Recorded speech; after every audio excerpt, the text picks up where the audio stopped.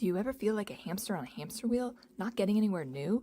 Perhaps you've hit a plateau that has you asking, is this it?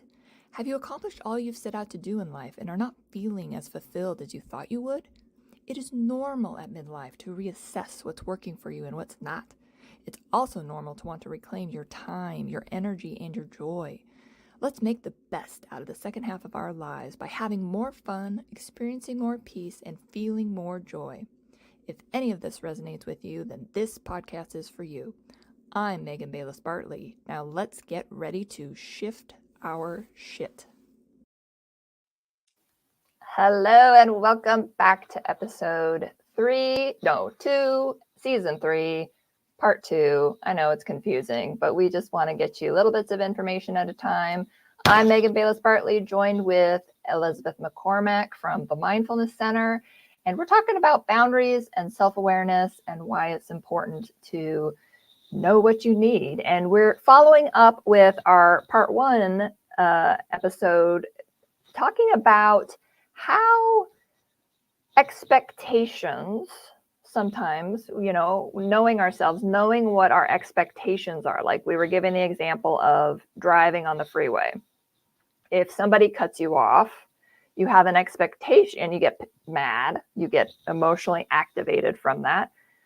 If you think about this, we have an expectation that we want people to drive safely, to drive well, which is not a bad expectation to have, right? It's just, how do we handle things when our expectations aren't getting met? Thoughts, Elizabeth? Yeah, I think we have to kind of know our expectations kind of going into a situation. Obviously, the driving metaphor is pretty clear on I'm expecting people to stay out of my lane. If I'm driving along, and I have taken on some aggressive driving behavior since living in Tampa and moving away from a small rural community. And so that has really kind of changed what is happening, what's happening for the other drivers, what is happening for my experience on the road. And I like to kind of cut people some slack and do some perspective taking. Absolutely. So I think being able to understand perspective taking to say, maybe that car that's weaving in and out of lane by lane or cutting me off because they feel like they need to get somewhere fast. I have a friend who always kind of says, like, I just try to remember that maybe they have diarrhea and that when they cut me off, my goal is to remember that they have somewhere that they really need to get to. Yes. And that's okay. That's about understanding their perspective. And obviously that's a very generous perspective on our parts, but what's the harm in being generous? What is the harm for us in saying, like, I plan to get where I plan to get and it's okay. I'm not in a hurry.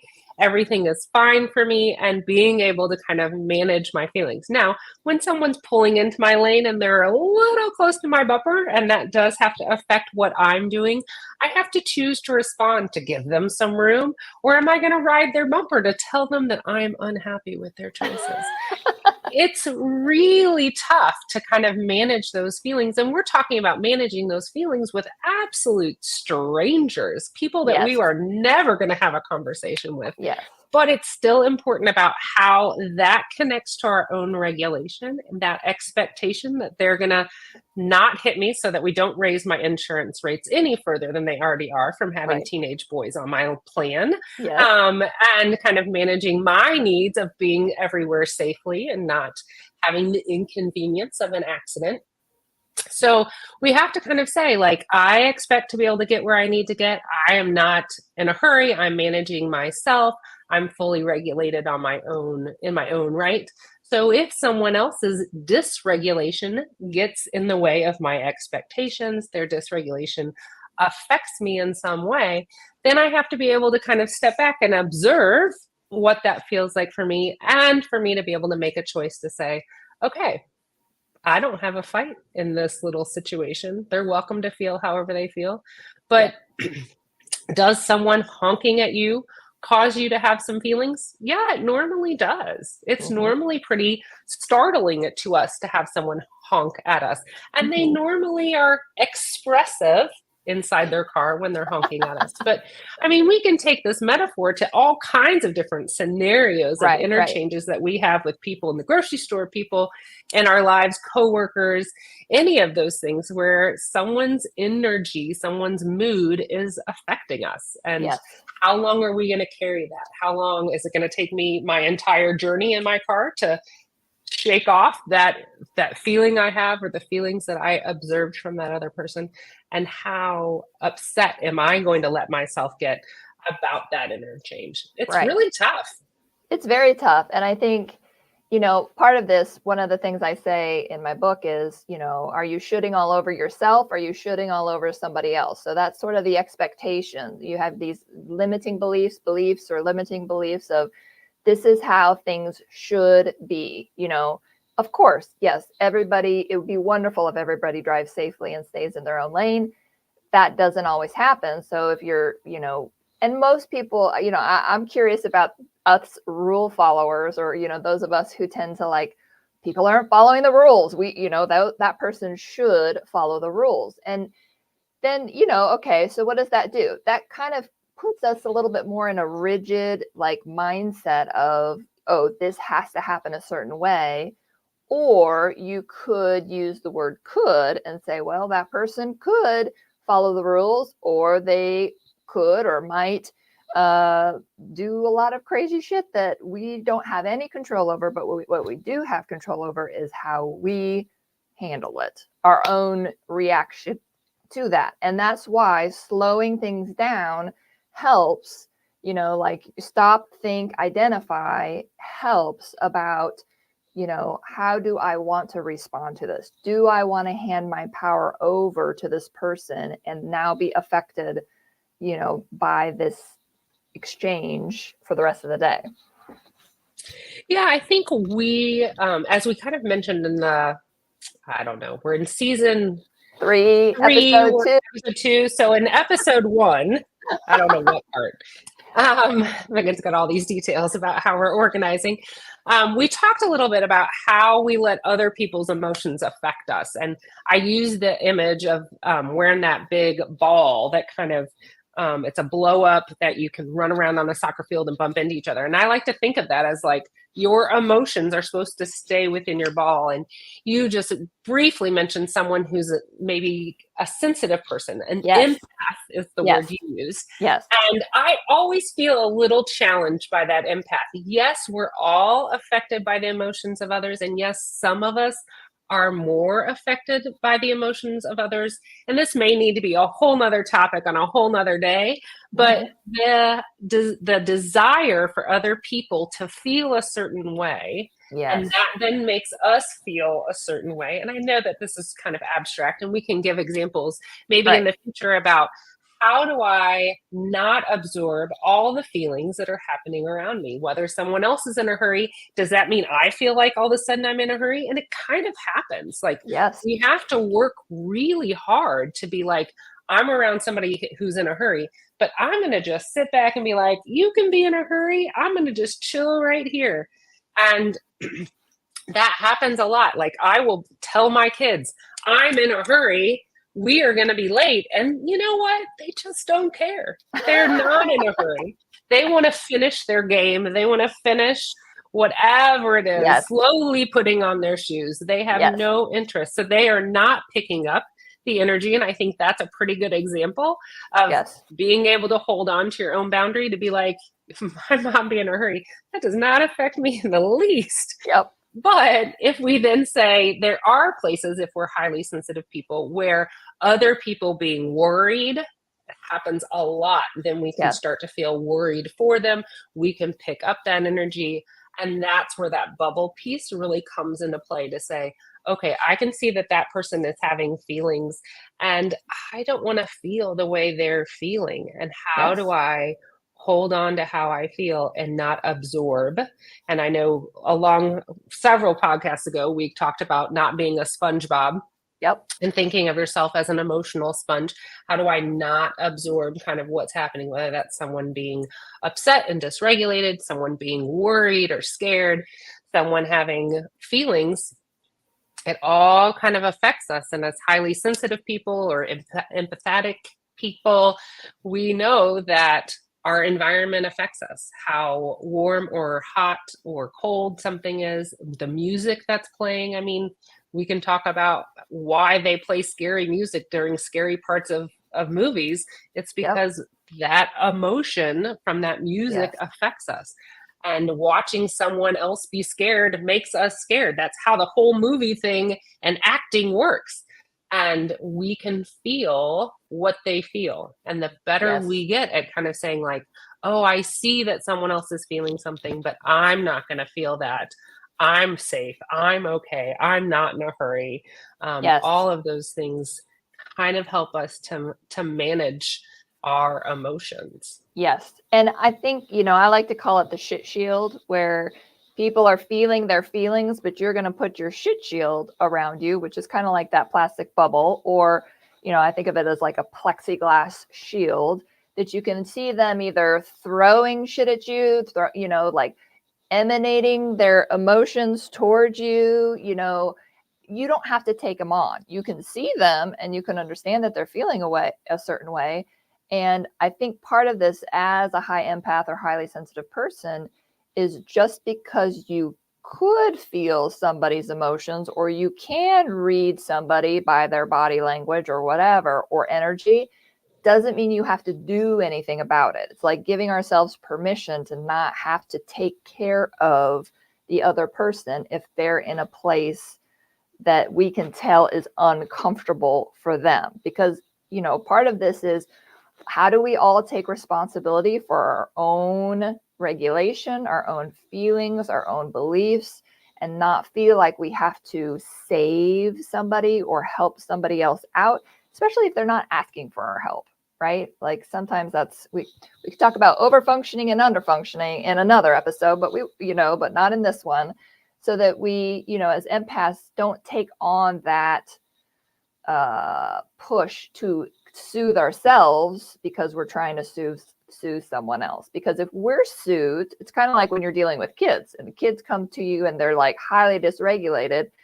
A lot of times we want to say, calm down, stop, calm, but we know that doesn't help anybody, right? If we go into a very calm state, even if we're feeling emotionally activated, but we're like, okay, I'm going to be present and grounded here for this kiddo to be wherever they're at, right? We can kind of think through how we better want to handle that interaction with the kiddo. Or again, if it's with an adult, how do we think through and calm ourselves first, and then see how potentially that models for the other person. Or when we're regulated, there is the mirror neurons that help other people regulate themselves. And in the hypnosis world, we talk about it in terms of trance. And when two people are in an interaction with each other, whoever's in the stronger trance usually wins out. I mean, we don't like to set this up for like failure, but like if somebody's highly emotional and the other person's just like, hanging out, not really thinking about much, this person who comes at you highly emotional is in a stronger trance, right? They're in this like, I'm upset and something needs to happen and all these things. So that's where part of what we could do in the mindset sort of realm is we can notice, oh, this person's coming at me this way. This is how I'm feeling. What if I start thinking about my favorite song that helps me get in a really good place so that I can sort of gain my strength in a positive trance, if you will, in a positive mindset, so that this person, I'm not affected, in mirror neuron kind of terms, which again, we'll have to flush out because that's definitely therapist speak. But, so that's what's so interesting about people who can not care about, like your kids, like, oh yeah, okay, mom. Like my son says to me, Jill, Jack and Jill. Like that's his new saying is like, Jill, Jack and Jill. And so now I like to say that. But, how people don't get affected. And I think sometimes we have to be honest about what we need in a particular moment. And if we're coming in with our energy and our energy is like, hey, I'm having a great day, my emotions are all feeling good emotions, and then we interact with someone who's mad or really dysregulated, we then have a need to want to stay in our happy place. And so we might become frustrated with that angry person. We might want to override their emotions so that they won't affect us. And so sometimes if someone comes in hot, they're just so upset and they want you to feel how they feel. Yes. And that then is, I think, how we kind of parallel that emotion is that if you feel the way I feel, then I don't, I've expelled it all onto you. And then I get to kind of spin off and do whatever I want. I feel better because I discharged all of these feelings, and that leaves the other person kind of wiped out, laid out, like, what in the world just happened? And they don't really get it. And sometimes we can see those interchanges and we can say, I'm not going to let that person wipe me out. I'm going to remain in my emotional state. Yes. And sometimes we can look at some pathology. We can look at some ways in which some people's emotional states, they're just dysregulated all the time. They're just emotional vacuums for a room. Like somebody comes in the room and they want everybody in the room to feel how they feel. And that can be really hard. That can be like, oh, you take a lot of energy for me to not absorb what it is you're wanting me to feel. And so a lot of times when we're trying to protect our energy, we want someone to not take us over. And so we get pretty defensive. We can get pretty upset by some of that. And it's important for us to look at, what is our emotional need? Is our emotional need to feel happy? Is our emotional need to feel sad about something? Whatever's kind of happening, we have to kind of pay attention to how does our emotional state then veer into how somebody else's emotional state. If they're needing you to be mad with them, and you get kind of ramped up when your best friend's telling you about somebody and you're like, all right, we ride at dawn. I'm with you. Like, we're going to go take care of this thing. And that serves this purpose of feeling connected. But emotionally, it really can take us over, especially as highly sensitive people. Of like, what do I need in that moment? And probably in future podcasts, we need to talk about emotional codependence. And we need to probably talk it through of, what does this look like in the unhealthy realm? I like to kind of have people picture a tornado, and there's some people in our lives that are tornadoes.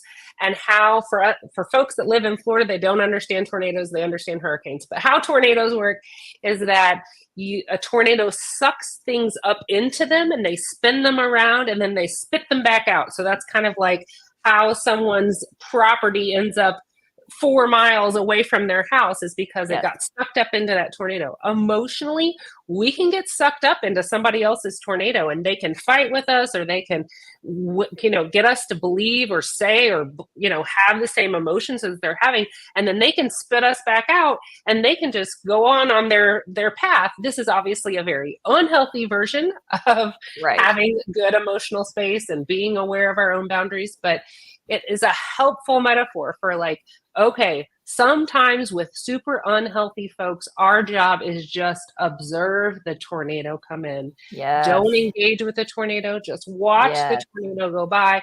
Don't be reactive to the tornado. And that can be a tornado that's anxious. There are anxious people in my life, and they come in and they're just, oh, you need to feel anxious with me. And it's like, no, I don't. It's not that big of a deal. This is just breakfast or whatever it might be about. And then there's other people who want to just jump right in at certain places. I might want to jump right in if I've got some things going on in a day. But it's important for us to be able to be in certain spaces, controlling ourselves, being aware of our energy, and being able to say, okay, I'm taking care of myself. My shield is up, whatever kind of metaphor you want to use. And being able to say, here's how I want to feel, and here's how I can control it. Yeah. One way I've been doing this lately is I know myself to be a morning person, which means I am not a late night person. And I would love to go to bed every day at 8 or 9 p.m. and read for hours and fall asleep blissfully. I have a kiddo who loves to process emotions at like 9:30, 10 p.m. And that is a no-go for me because I am not my best adult self in those moments. So I have to say, go do this with your dad because your dad is the night owl. I'm the morning person. I will get up with you at 5 a.m. and process these emotions. Like but I am not in my best state of mind. So I have to know what my boundaries are where, sometimes it's, and I'll even ask, when I know there's a better time of day, like afternoon or so, and be like, hey, is there anything you want to talk about right now? Because I am in a good place to talk about things. The other person sometimes are, not ready to talk about things. So it's always interesting to see like how we, interact with others when we're needing certain things. But I think that's important to know your own self-awareness. So when people are coming at you saying like, is this a good time for me? Or do I just need to observe this? Give them another option, or don't even, like if they're an adult, you don't have to give them another option. That's up to them to figure things out, And I think that's really a great example for couples. And so many times in our coupled relationships, Yes. we are in a certain place and we've got really strong feelings about the laundry or taking out the trash. And it's like, not today. I just don't feel strongly about that today. Yep. But just being in different emotional states and being able to say, oh, I see that my partner is not where I'm at this moment. What is a better time? What is a better space? How do I hear them, turn towards them for that bid for connection, but at the same time be like, I'm not able to give you everything that you need. Can we talk about this in an hour? Can we talk Yes. about this in 20 minutes? Like, I'm Yes. kind of notorious for coming in from work and I'll have like 10 things in my head of all the things that need to get started. Dinner needs to get started and all Yep. these different things. And I'll come in pretty hot to my house. And there's some people in my house that are just chilling, living their best life. And they're like, whoa. And I'll be asking about homework and I'll be asking about dinner and I'll be asking about where we have to be at what time. And they've clearly had a mood set that Yeah. I am absolutely coming in big for them. And a lot of people in my house like to change clothes when they get home and they just kind of relax and they get into a different vibe. And I'm like, this is my second job. It's time to get stuff done, people. Here we go. Why isn't the dishwasher unloaded? Why hasn't the dog been out? Those kinds of things. And they're just like, ugh. But we've all kind of managed like, okay, my spouse has gotten pretty good with knowing I kind of come in that way to be like, okay, I'm ready to do some stuff because I know you're here and it's time to make things happen. But he could change. He could decide, I am not taking this on, lady. You are going to spin like a top all on your own. Yep.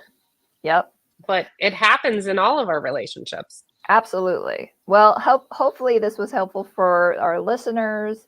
If you're interested in more about boundaries and dealing with difficult people, we have online courses. You can check them out on our website, mindfulness-center.com.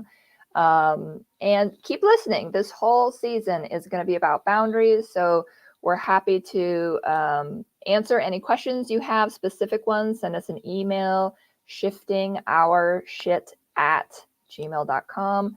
Also, the SpongeBob reference, if you want to go back and listen to that, that was season 2, Meet Elizabeth McCormack. So if you want to go back, I'm not sure what episode it was, but if you want to hear about Don't Be a SpongeBob, you can go listen to Elizabeth there. Thank you for joining us, and we look forward to our next episode with you. Thanks, Megan.